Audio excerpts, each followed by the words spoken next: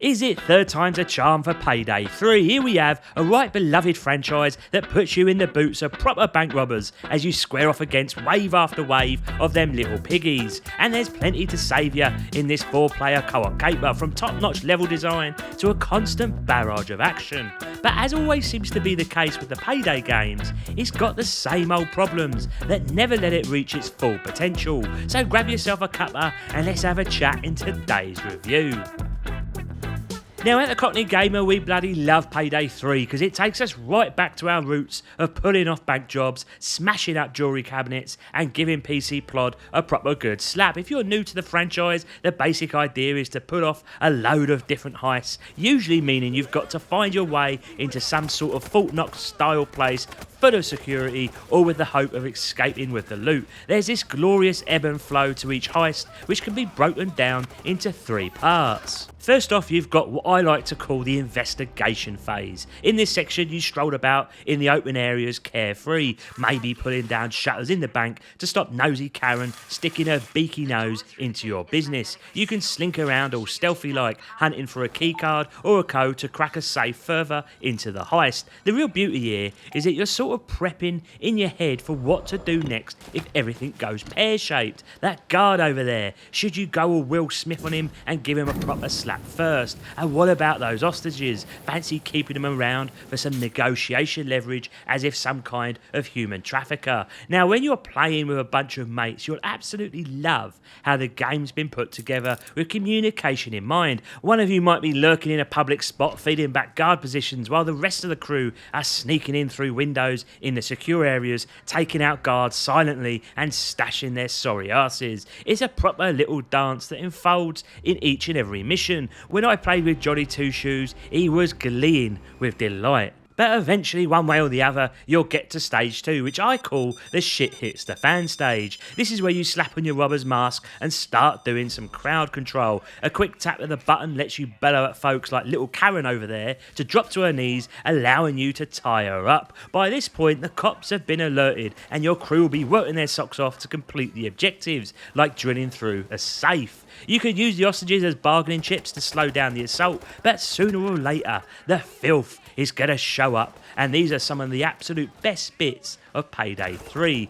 You and your mates are judging hostage management, giving the coppers a proper beating and bagging that loot. Sometimes it's pure pandemonium, and it's some of the most brilliant fun I've had in gaming all year. It's worth discussing here then the mission design, where it's full of little objectives and side gigs on top. You can approach each scene in a different way, and the more graft you put in during the investigation phase, the easier life's going to be in the shit hits the fan phase. Apart from the regular coppers swarming you, you've got these special units sent your way. Snipers can drop you with a single shot, dealing massive damage. Cloakers are sneaky little sods, they'll creep up on you and start slashing away like Freddy Krueger. Then there are these absolute units like tanks on 2 legs. There are other specialist units too, so the variety in how you deal with these twats means you'll always have a proper challenge on your hands. And here we are, lads, the final leg of each heist, which I lovingly call Desperation. You crack the vault, the coppers are sending in bigger waves to take you down, and now it's time to make your getaway. You can only lug 1 bag of swag at a time, so you'll be dashing back and forth, loading up your van while doing your best not to end up brown bread. You'll see your mates dropping like flies, but there's a proper satisfaction in completing the job and taking stock of how much loot you've bagged. The whole point of grabbing more loot is that it unlocks new gear, making you tougher for those higher difficulty levels, which in turn means bigger rewards. It's a smart feedback loop that keeps you coming back for more, and the replayability is high here. Now let's talk about the niggles that are holding Payday 3 back, and they're the usual suspects. First on the list is the enemy AI. Time and time again, I've seen these blokes stand still, taking bullets like they've got a death wish, not moving an inch. They are very much SpongeBob, soaking up damage and generally acting like blundering idiots. I mean, it's alright I suppose, considering there's 4 of us humans causing mayhem, but maybe a bit more balance would have been the way to go here. A reinvention of the Payday formula. Fewer enemies, but make them tougher in the sense of them ducking behind cover, waiting for their mates, and generally providing us with a proper good firefight.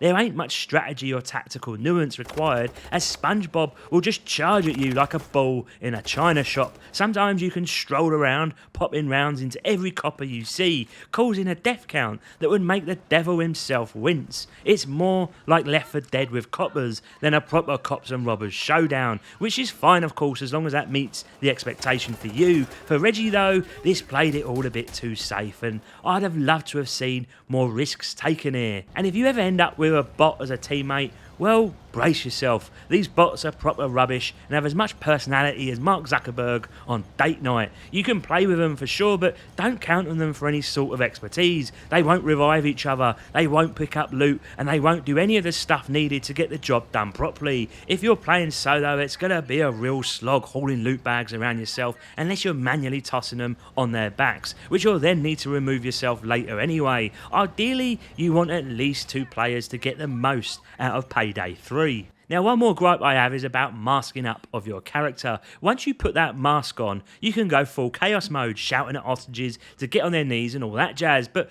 once that mask is on, you can't take it off. And it's a proper pain in the backside, because when in stealth mode, a non-masked character, he can't vault anywhere. Take this nonsense here, for example. Reggie thought he could remove his mask by holding the G key, which is what it's denoted as to put on your mask, but no, he ended up chucking a grenade and ruined the whole operation, leaving a lot of online players, how shall we say, slightly pissed off, I think is the word. Now I get it, maybe it's a design choice to keep the missions from being too easy, but I wish we had the option to vault around to get anywhere we needed, even if it means a stronger punishment if we're caught. Let's talk about the graphics in Payday 3, and we are treading on shaky ground here, lads. But let's talk about the good stuff first. Payday 3 has switched over to Unreal Engine 4, and for the most part, it's a top-notch looking shooter, especially considering all the chaos unfolding on screen. The devil's in the details, my friends. Take a gander at this grey carpet. It's got that rugged texture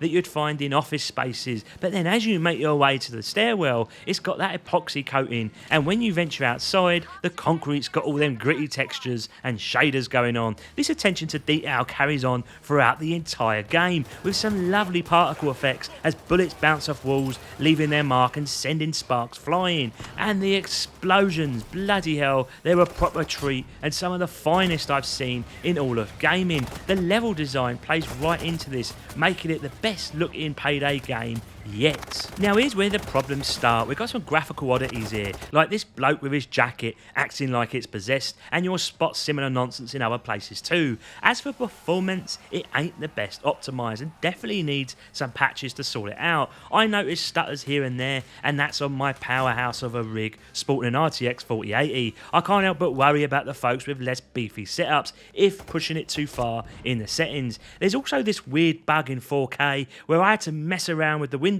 scaling to get it working right. Thankfully, the netcode is as solid as a rock and I never had any lag issues here, but to be fair, this is the early access release, so who knows what it will look like at a proper launch. Now let's chat about the sound, which is a much more polished and well-rounded affair. Bullets sizzle and explosions will give your eardrums a proper rumble. There's a constant symphony of sounds as things start to kick off, and the variety of these effects is downright impressive. The voice acting is decent too, done in that B-movie style without ever being grating. During the investigation stages, things slow down and there's a gentle beat in the background from the musical score. It really does add to the immersion as you traipse about doing the naughty. Now the music overall is good, but I have to admit it started to get on my tits as it got a tad repetitive, especially in the shit hits the fan phase. What I did was crank that down in my settings, giving me a more realistic feel to the game with the sound effects doing most of the talking. In summary, Payday 3 is a riotous good time with plenty to sink your teeth into. However, what we've got here is more of a fine tuning of the franchise rather than a full blown evolution.